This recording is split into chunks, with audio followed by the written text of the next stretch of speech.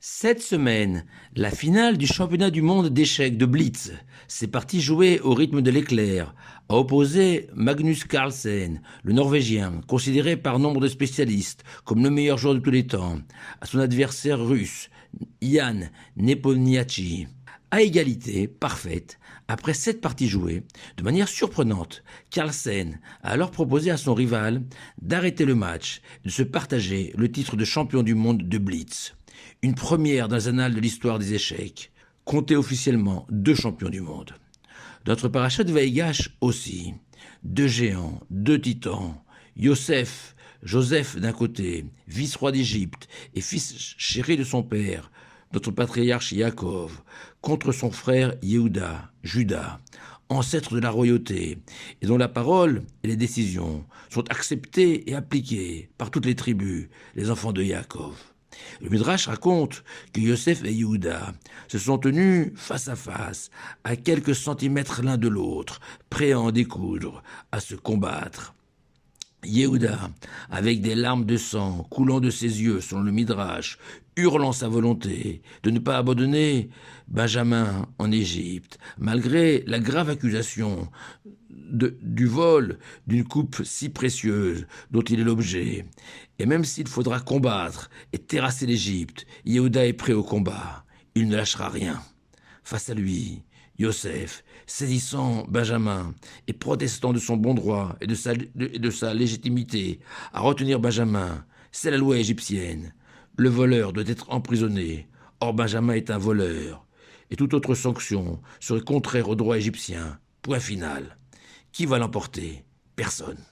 Car soudainement, Yosef demande à tous les Égyptiens présents de se retirer et de le laisser seul avec ses frères qui ne l'avaient pas reconnu. Puis Yosef va prononcer ces 5 mots gravés dans l'histoire d'Israël. « Je suis Yosef. Est-ce que mon père est encore vivant ?» Et le combat annoncé n'a pas eu lieu. Et Yosef et Yehuda ont fini par s'embrasser. Et la question posée par nos sages est bien évidemment de comprendre ce qui a conduit Yosef à enfin se faire reconnaître par ses frères après les avoir tant tourmentés avec de fausses accusations.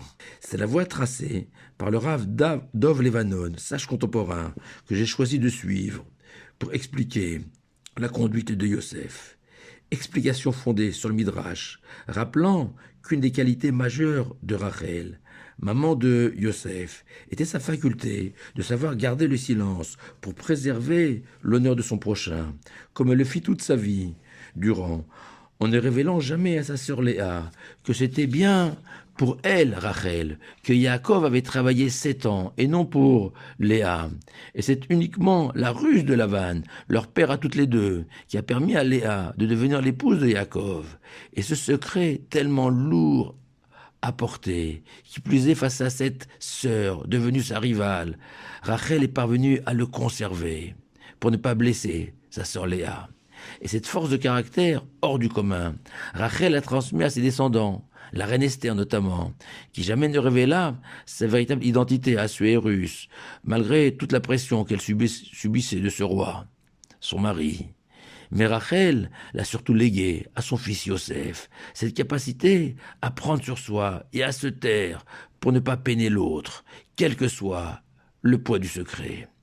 Ainsi, selon le Rachem Akadosh, c'est pour éviter d'humilier ses frères que Yosef s'est abstenu pendant 22 ans d'envoyer un message à son père pour l'informer qu'il était vivant, en vertu du principe cité par le Talmud. Il est préférable de se jeter dans un four en feu plutôt qu'humilier son prochain, et que de lors, la seule issue qui s'offrait à lui était de convaincre ses frères qu'il avait trahi de leur erreur, de leur faute à son encontre. Ces mêmes frères qui étaient tellement sûrs d'avoir agi avec justice. Ils n'avaient pas hésité, selon le Midrash, à associer Dieu lui-même au jugement de Yosef et l'ont condamné à mort, peine commuée finalement sur le conseil de Yehuda à une vente en Égypte, sans espoir de retour et de salut. Et c'est ces frères qui devaient annoncer à leur père Yaakov que Yosef était encore en vie. Et voilà que Yosef va faire de son silence le terreau sur lequel fleurira le repentir, la teshuva de ses frères, qui peu à peu vont prendre conscience d'avoir failli à l'égard de Yosef. Et cette succession d'imbroglios, de malentendus, de calomnies dont ils sont victimes lors de leur descente en Égypte pour y rechercher de la nourriture, va peu à peu leur ouvrir les yeux, les dessiller. Et le Midrash va utiliser la parabole suivante pour illustrer le génie de Yosef. La prise de conscience des frères était semblable à un homme qui, dans un désert, a trouvé miraculeusement un puits où il y avait de l'eau, un seau, mais il manquait la corde pour y faire descendre ce seau au fond du puits. Et voilà que cet homme va tisser, fil après fil, brin après brin, centimètre après centimètre, patiemment, cette corde qui va lui permettre d'extraire l'eau du puits et lui sauver la vie. Plus encore, toujours selon le Midrash, cette prise de conscience des frères s'accompagnait aussi d'une reconstruction de leur relation avec Yosef, ce frère qu'ils croyaient prétentieux, orgueilleux, mégalomane, se prenant pour un roi alors qu'il n'était qu'un enfant gâté à leurs yeux. En réalité, Yosef les aimait plus que tout et souhaitait les mener sur le chemin de la Torah, de la réussite, de l'histoire du peuple d'Israël avec un grand H. Et peu à peu, ils l'ont aussi compris, perçu, réalisé que Yosef s'était comporté avec eux comme un vrai frère, ne restant pas indifférent devant leurs travers, cherchant à les aider, à les soutenir. Et c'est tout cela que leur folle aventure en Égypte leur a permis de comprendre. Comment Yosef ne les a jamais trahis, ni dénoncés à leur père durant 22 ans, preuve de son infini amour pour eux. Et le Zohar, comme souvent, à contre-pied des apparences, va écrire qu'au contraire, ce n'est pas le regard des frères sur Yosef qui va changer, c'est bien celui de Yosef sur Yehuda et ses frères qui va changer. C'est-à-dire que c'est Yosef qui va comprendre que même si ses frères, et Yehuda en particulier, l'ont vendu, ils avaient agi aussi de manière légitime, et qu'ils auraient dû le tuer, et qu'il avait épargné, et que c'était son destin de vivre, grandir et devenir l'immense Yosef, considéré comme le 4e patriarche. Dès lors conclut le Rav Levanon, puisque nous savons que toutes les paroles de Torah sont vraies et que le Zohar complète harmonieusement la Torah dévoilée. Ces 22 ans de séparation, de déchirure, avec en point d'orgue les retrouvailles de Yosef et ses frères en Égypte, et surtout grâce au silence de Yosef, ont permis de reconstruire, rebâtir la fraternité entre les 12 tribus, et peu à peu effacer la jalousie, la haine, la rancune qu'il avait altérée, abîmée, détruite.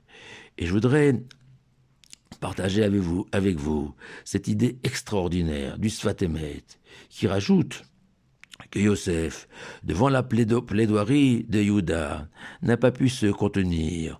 Velo yachol Yosef liitapek. Et s'est fait alors connaître de ses frères.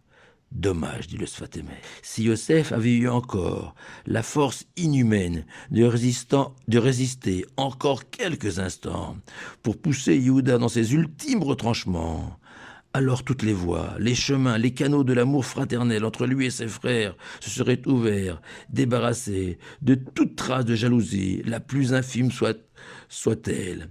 Le monde aurait pu basculer dans l'ère messianique. Au lieu de cela, conclut merveilleusement le Sfat Emet, Yosef est tombé dans les bras de Binyamin son frère et s'est mis à pleurer sur la destruction des 2 temples de Jérusalem, symbole de l'échec du peuple d'Israël dans leur quête de fraternité, échec qui était aussi le sien.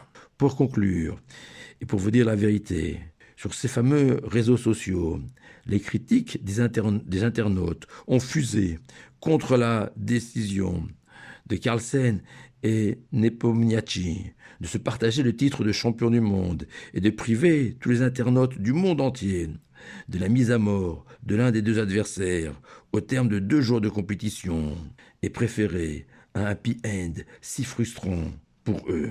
Très certainement, ils n'ont pas étudié notre paracha de Vaïgash. Shabbat Shalom à vous tous.